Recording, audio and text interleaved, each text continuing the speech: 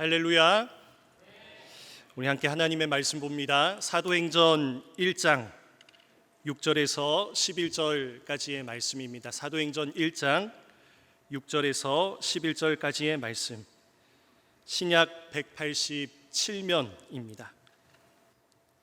우리 말씀을 봉독하여 읽겠습니다. 그들이 모였을 때에 예수께 여쭈어 이르되 주께서 이스라엘 나라를 회복하심이 이때니까 하니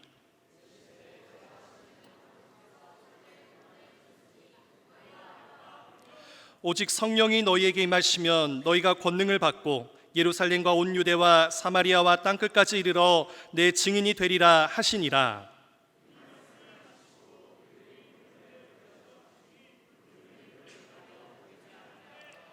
올라가실 때에 제자들이 자세히 하늘을 쳐다보고 있는데 흰옷 입은 두 사람이 그들 곁에 서서 이르되 갈릴리 사람들아 어찌하여 서서 하늘을 쳐다보느냐? 너희 가운데서 하늘로 올려지신 이 예수는 하늘로 가심을 본 그대로 오시리라 하였느니라. 아멘. 오늘 예수님은 우리를 증인으로 부르셨습니다 라는 제목으로 함께 말씀 보기를 원합니다. 세계로 교회에 와서 첫 설교를 하게 됐습니다. 어떤 설교를 해야 할까 고민이 되고 고민이 또 되었습니다. 어떤 메시지를 전해야 할까 기도했습니다. 저는 세계로 교회 하면 전도하는 교회가 가장 먼저 떠오릅니다. 또 사역 현장에 들어오니 어떻습니까? 역시 전도하는 교회였습니다. 그 생각이 결국 우리를 증인으로 부르신 이 사도행전의 말씀으로 이어지게 됐습니다. 오늘 본문 말씀이지요. 우리가 잘 아는 말씀입니다. 예수님께서 승천하시기 전에 제자들을 증인으로 부르시는 장면입니다. 오늘 이 짧은 본문을 통해서 예수님께서 말씀하신 증인은 어떤 모습인지 함께 살펴보는 귀한 시간 되기를 바랍니다. 말씀은 부활하신 예수님을 만난 제자들로부터 시작하고 있습니다. 그들은 부활하신 예수님을 마주하는 기쁨과 감격 가운데 있습니다. 큰 기쁨이 예수님과 제자들 가운데 있습니다. 하지만 제자들이 누리는 것은 큰 기쁨 딱 거기까지였습니다. 큰 기쁨 후에 어떤 일이 일어날지 제자들은 알지 못했습니다. 하지만 앞으로 어떤 일들이 일어날지에 대한 것 이미 제자들은 예수님을 통해서 전에 들은 바가 있었습니다. 예수님께서는 제자들과의 마지막 만찬에서 여러 말씀을 하셨지요. 그것이 요한복음 13장부터 17장까지 나타나고 있습니다. 하지만 제자들은 예수님의 그 마지막 남긴 말씀들을 제대로 이해하지 못했던 것 같습니다. 예수님께서 사도행전 1장 4절에 제자들을 두고서 이런 당부의 말씀을 하십니다. 우리 1장 4절 말씀 제가 읽어봅니다. 사도와 함께 모이사 그들에게 분부하여 이르시되 예루살렘을 떠나지 말고 내게서 들은 바 아버지께서 약속하신 것을 기다리라. 아멘. 예수님께서는 요한복음에 기록된 마지막 만찬에서 하나님께서 아들 예수의 이름으로 성령을 보내신다 하셨습니다. 그러니 주님은 내가 전에 말한 바로 그 성령, 아버지께서 약속하신 성령을 보낼 때까지 예루살렘을 떠나지 말고 거기에 기다리라 당부하는 겁니다. 여러분, 하나님 아버지께서 예수님의 이름으로 보내시는 성령은 어떤 분이십니까? 위로부터 임하는 능력이지요. 위로부터 임하는 성령의 임재입니다. 예수님께서는 이 하늘의 일을 제자들에게 말씀하십니다. 그런데 여러분, 제자들의 반응이 엉뚱합니다. 우리 제자들의 반응이 어떤지 6절 말씀 우리 같이 자막을 보고 읽어보겠습니다. 그들이 모였을 때에 예수께 여쭈어 이르되 주께서 이스라엘 나라를 회복하심이 이때니까 하니. 아멘. 여러분, 예수님 말씀하시는 것이 무엇이었지요? 내가 전에 만찬 때 너희에게 말했던 것, 그리고 재차 지금 너희들에게 전하는 그 말, 너희가 몇 날이 못 되어서 성령으로 세례를 받을 것이다. 그 하늘의 일을 말씀하셨습니다. 그런데 제자들의 그 반응을 보니까 6절에 보니까 어떻습니까? 예수님, 이스라엘 나라를 회복하심이 바로 지금입니까? 그걸 묻고 있습니다. 여러분, 예수님께서 예루살렘에 머물며 무엇을 기다리라 했습니까? 성령을 기다리라 하지 않았습니까? 그런데 제자들의 관심은 이 하늘의 일에 관심이 없습니다. 땅의 일에 마음이 가 있습니다. 그래서요, 주님, 그래서요, 우리나라가 로마로부터 독립하는 때는 언제라는 것입니까? 그걸 얘기하고 있는 겁니다. 여러분, 제자들을 보십시오. 제자들은 주님과의 마지막 만찬 때뿐만 아니라 주님과 동거동락했습니다. 하나님 나라의 일을 수없이 들었습니다. 그런데 가장 가까이에서 하나님 나라의 일들을 들은 그 제자들이 결국 꺼내는 말이 무엇이냐면, 그래서 우리나라의 회복은 언제입니까? 그 땅의 일을 두고서 주님께 말하고 있는 겁니다. 열심히 교육시켜 놨더니 엉뚱한 소리를 하고 있습니다. 그런데 이런 엉뚱함이 우리 제자들에게서만 나타납니까? 우리들을 어떻습니까? 엉뚱한 생각에, 엉뚱한 행동에 그런 일들을 할 때가 있습니다. 수십 년간 예수님을 믿고 또 우리 세계로 교회 성도니 전도도 많이 합니다. 제자반, 사역반 다 했습니다. 그런데 뒤돌아서서 생각하는 것을 보니 내 인생의 근심 걱정들에 묻혀서 땅의 일에서 벗어나지 못하는 그 걱정 가운데 묻혀 있습니다. 또 다른 교회 어떤 분들은 어떻습니까? 주님, 제가 주님 위해서 이만큼 열심히 헌신했으니 제 인생 잘 풀리게 좀 도와주세요. 주님과 딜을 하면서, 거래하면서 기도하는 분들도 계십니다. 겉으로 보면 열심히 순종하시고 헌신하시는 그 모습인데, 그 열매를 보니 세속적인 성공을 위해서 주님을 부르는 그 모양입니다. 우리의 모습도 그런 모습이 있을 수 있습니다. 은근히 주님 목적 위에 존재하는 나의 모습이 아니라 나의 목적 위에서 필요한 주님으로 우리 마음 한구석에 그런 생각이 자리 잡고 있는지 모릅니다. 그런 성숙하지 못한 마음, 이 제자들에게 있었다는 것입니다. 온전하지 못한 모습이 이 제자들에게 있었다는 것입니다. 그러면 이런 엉뚱한 제자들의 질문에 대해서 예수님은 어떤 대답을 하십니까? 우리 7절 말씀 같이 읽겠습니다. 이르시되 때와 시기는 아버지께서 자기의 권한에 두셨으니 너희가 알 바 아니요. 아멘. 제자들의 이스라엘의 회복이 언제입니까? 그 질문에 예수님의 대답은 아니야, 이 엉뚱한 제자들아, 그것이 아니라 예수님께서 뭐라 하시지요? 하나님 때에 관한 일들, 그 모든 것은 아버지 하나님의 권한에 있다 말씀합니다. 그리고 하나님의 때와 시기에 관한 것은 너희가 알 바가 아니다. 너희들의 영역이 아니다. 사람의 영역이 아니다 말씀하십니다. 여러분, 세상이 갈수록 살기 어려워집니다. 그러니 사람들이 어떻게 하지요? 옛날에는 터부시되던 그런 일들, 점치고 그런 업계에 찾아가서 그런 사람들을 찾아가는 일들, 요즘에 수면 위로 많이 나왔지 않습니까? 양지로 나와 아주 번성해 있는 것 같습니다. 문화 매체에도 그러한 것들이 많이 소개되고 있습니다. 시내 길거리에도 점집이 즐비합니다. 그리고 앞날을 예견하는 일뿐이겠습니까? 예전 교회에서 한 성도님이 인테리어를 하시는데 사무실에 귀신이 나온다는 겁니다. 그래서 담임 목사님께 신방을 와달라 요청합니다. 제 업장에 와서 기도 한번 해주십시오.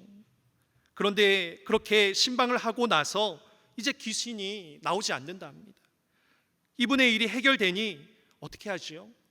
교회를 나오지 않습니다. 교회를 안 나왔다는 겁니다. 누가 아멘 하신 것 같은데, 교회를 나오지 않았습니다. 나오지 않는 겁니다. 어려움을 겪고 예수님으로 해결받았다면 이제 옛일은 잊어버리고 예수님 믿는 마땅히 해야 할 일에 매진해 나가야 할 텐데 옛날 것들을 놓지 못하고 계속 붙들고 있는 것입니다. 그게 어떤 모습입니까? 알 필요 없는 일에 계속 몰두하면서 죄를 키워가고 있는 그 모습이지요. 여러분, 예수님 하시는 말씀을 보십시오. 7절 하반절에 말씀하듯이 너희가 알 바 아니요 라는 것입니다. 여러분, 예수님의 증인은 어떤 사람입니까? 몰라도 될 것을 알려 하지 않고 알아야 할 것을 제대로 아는 사람이 예수 증인입니다. 우리 옆 사람에게 이렇게 한번 고백해 봤으면 좋겠습니다. 몰라도 될 것을 알려 하지 마시고요, 알아야 할 것을 제대로 합시다.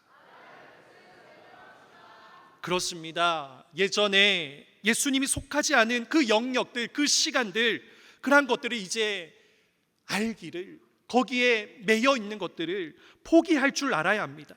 그럼 주의 증인으로서 알아야 할 것은 무엇입니까? 여러분, 5절 말씀을 보십시오. 제자들이 알아야 할 것은 성령으로 세례받는 일, 하늘의 일에 대해서 알아야 합니다. 하늘의 일이 여러분 무엇입니까? 성령으로 세례를 받고서 하는 일이 무엇입니까? 우리 8절 말씀, 우리 자막 보며 함께 읽습니다. 오직 성령이 너희에게 임하시면 너희가 권능을 받고 예루살렘과 온 유대와 사마리아와 땅끝까지 이르러 내 증인이 되리라 하시니라. 아멘. 여러분, 8절 말씀 잘 아시지요? 우리가 암송하는 말씀입니다. 그런데 우리가 보는 이 개역개정의 번역을 보니 8절의 시작이 오직으로 시작하고 있습니다. 하지만 이 신약 헬라어 원문과 다른 성경 번역을 보면 8절의 시작은 오직으로 하는 것이 아니라 그러나 이 벗으로 시작하고 있습니다. 여러분, 사실 오직이나 그러나나 의미에는 큰 차이는 없습니다. 하지만 8절에서 말하고자 하는 바가 8절 앞의 내용, 때와 시기는 아버지의 권한에 있고 너희가 알 부분이 아니다. 그러나 성령이 너희에게 임하시면, 이 맥락에서 알 수 있는 것처럼 제자들아, 이 땅의 일에 관심 가질 것이 아니라 오히려 성령 받고서 하늘의 일을 감당하는 증인으로 살아야 한다. 그것을 강조하시는 겁니다. 우리는 여기서 두 가지 포인트를 생각할 수 있습니다. 예수님은 우리에게 증인 되라 하셨습니다. 그런데 증인이라는 말의 두 가지 의미를 찾아볼 수 있지요. 하나는 문자적으로 드러나는 이 복음 전파입니다. 예루살렘과 온 유대와 사마리아와 땅끝까지 복음을 증거하는 증인, 그 역할입니다. 전도해야 하고 현장에 나아가서 말씀을 증거해야 합니다. 예수님은 절대 가만히 있으라 하지 않습니다. 너희가 가만히 있으면 내가 온 유대와 예루살렘, 사마리아 땅끝까지 내가 알아서 복음화 시킬게, 이렇게 말씀하지 않으십니다. 하나님의 일하심은 하나님께서 전적으로 다 하실 수 있으시지만 어떻지요? 사람을 세우셔서 그분의 일을 하신다는 겁니다. 그러니 우리가 증인으로 세워졌다면 우리가 해야 할 것이 무엇입니까? 복음 전파라는 것입니다. 그럼 증인의 또 다른 측면은 무엇입니까? 증인된 삶을 말합니다. 전도할 때는 거룩한 누구누구였는데 전도하는 그 시간이 아닐 때는 그 거룩함을 다 벗어버리고서 내 마음대로 하는 그 모습, 내 욕심대로 하는 그 모습, 그런 것이 증인의 모습이 아니지요.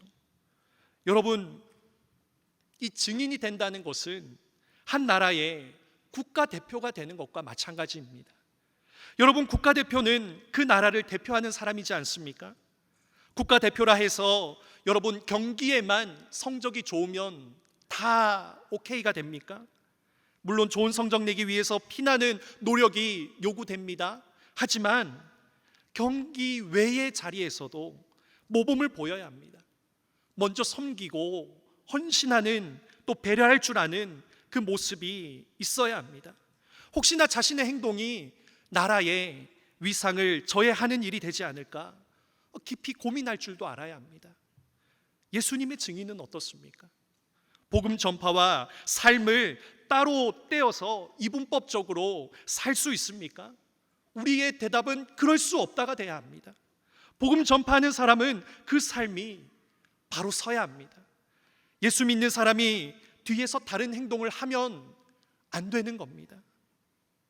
열심히 전도한다는 사람이 정작 자기 가정을 돌아보지 못하고 가장 가까운 사람들을 돌아보지 못한다면 안 되는 일입니다. 여러분, 증인으로 산다는 것 만만치 않습니다. 우리 목사님께서 전도는 쉽습니다 하지만 증인으로 산다는 것은 또 만만치 않은 것 같습니다. 하지만 예수님 때문에 내가 기꺼이 그렇게 하겠습니다, 거룩한 부담감을 주는 그 현장으로 나아가겠습니다, 힘든 자리가 아니라 하나님 주시는 그 기회를 볼 줄 아는 사람이 되겠습니다. 그 자리에 자신이 들어가서 섬겨야 할 것으로 아는 사람, 증인된 삶이 즐거운 일이 됨을 깨달을 줄 믿습니다. 그리고 우리 세계로 교회가 그런 역사가 일어나는 교회인 줄로 믿습니다. 우리 교회에서 영상 광고가 나오지요. 두 문장이 이렇게 휙휙 하면서 나옵니다. 무엇이죠? 좋은 이웃, 감동을 주는 사람들입니다. 그런데 이게 말뿐인 곳도 많습니다. 제가 이곳에 부임한 지 2주가 조금 넘었습니다. 그런데 주변에 사시는 말씀들이 다 교회 자랑밖에 없습니다. 우리 교회가 정말 좋은 이웃이고 감동을 준다 말씀을 하십니다. 코로나 때는 어떻습니까? 수많은 매체의 공격 속에서 힘들게 헤쳐나오시는데 너희들이 이웃에게 피해를 주지 않느냐 그렇게 소리치는데 오히려 결과는 어떻습니까? 이웃들이 더 많이 찾아오지 않습니까? 수천 명이 이 교회를 찾아오지 않습니까? 주의 교회에 그 증인된 역할을 하지 않았다면 찾아오겠습니까? 오히려 말씀 위에 더 흥황하는 걸 보면서 살아 숨쉬는 교회다 말한다는 겁니다. 여러분, 예수 증인으로 이렇게 서시기를 바랍니다. 지금보다 한 걸음 또 더 나아가서 좋은 이웃으로 감동을 주는 사람 되기를 소망합니다. 주님의 증인 되어서 성령이 나를 관건하니 말솜씨가 부족해도 내성적이고 적극적인 성격이 아니어도 복음 전파는 나의 모습 되게 하소서. 우리는 다 같은 마음을 가지고 간구해야 할 줄로 믿습니다. 또한 귀한 주의 복음 전하는 우리의 삶이 하나님 앞에 거룩한 제사로 그런 예배자 되게 하옵소서. 그런 증인으로 우리는 서야 할 것입니다. 그러면 여러분, 제가 질문 하나 하겠습니다. 많은 분들이 이 복음 전파하는 일이 매년의 그 도전이라는 걸 제가 이렇게 같이 전도를 하니 좀 체감을 하게 됐습니다. 올해는 몇 명 해야겠다, 그 거룩한 부담감을 우리 성도님들이 늘 가지고 계십니다. 그러면 이 일을 언제까지 계속해야 할까요? 올해 열심히 했으니 내년은 좀 쉬자, 그렇게 하면 될까요? 여러분, 예수님께서 하늘의 일, 성령이 너희에게 임하면 주의 증인된 삶을 살아야 함을 말씀하셨습니다. 예수님 스스로 하늘로 올라가십니다. 우리는 이를 승천이라 하지요. 예수님 승천하셨습니다. 이 황홀하고 신비로운 장면 가운데서 제자들은 넋을 잃고 하늘을 바라보고 있습니다. 그때 흰옷 입은 두 천사가 제자들에게 말합니다. 우리 11절 말씀, 우리 자막 보며 같이 읽습니다.